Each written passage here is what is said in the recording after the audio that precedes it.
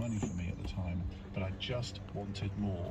I was at the bottom of the bottle for about a week with regret. I've never gambled since. It's fun at the start, but ultimately it will ruin you. Well, that's been my own experience with gambling when I was in Las Vegas.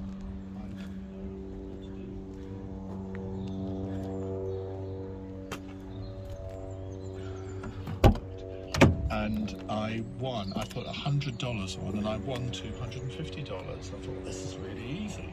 So of course I then did it again and lost the whole lot. This is back in 1993, something like that.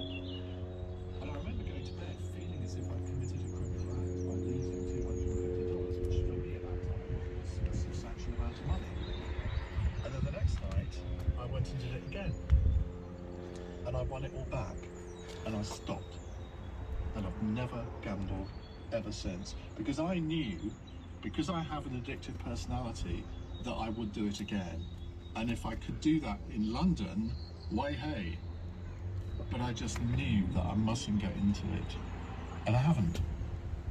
I mean, you might say, well, that shows a bit of a weak personality. I actually think it shows a strong personality, because it shows that I knew the weakness in my personality, and therefore I confronted it before it could have potentially developed into a problem. Let's go to Gary in Watford. Hello, Gary. Hi. Well, first of all, two poignant stories. George, who you just spoke to, from the gambler's side, and the lady before the break, both sort of quite harrowing when you think about this and suddenly realise how important it is. I rang more about the government policy side, and my view is that this government just love a smokescreen.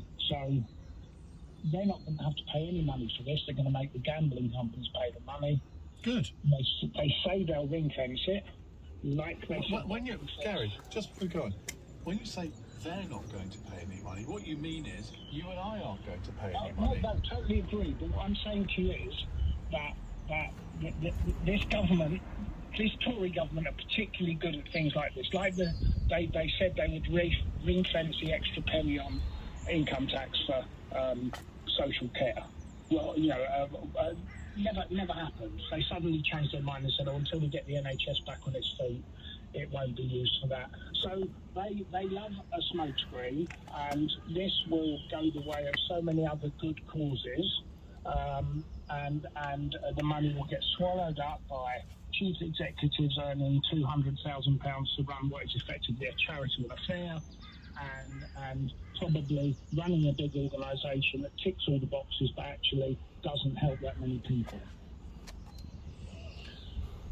Well, I hear what you say.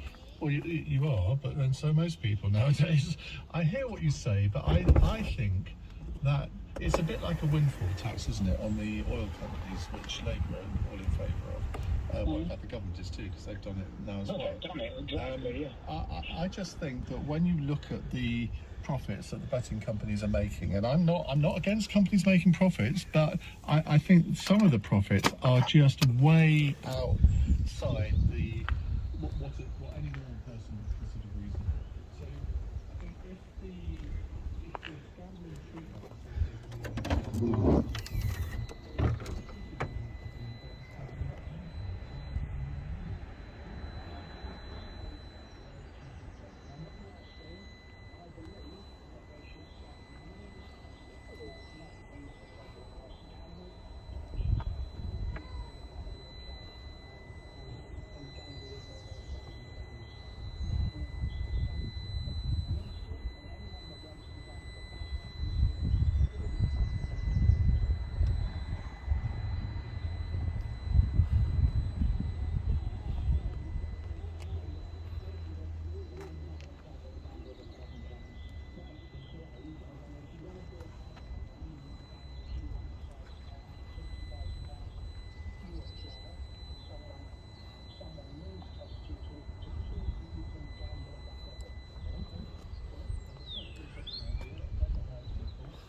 Thank you very much,